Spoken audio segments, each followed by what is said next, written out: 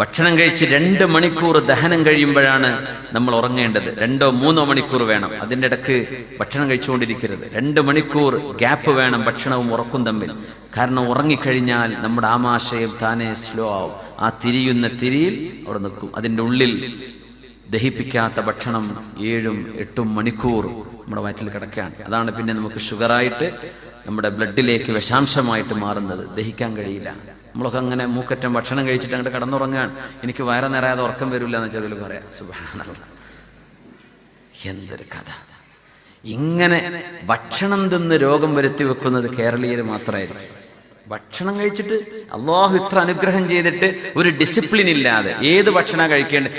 എപ്പോഴും ബീഫ് തന്നെ, എപ്പോഴും ഇറച്ചി, എപ്പോഴും ബിരിയാണി.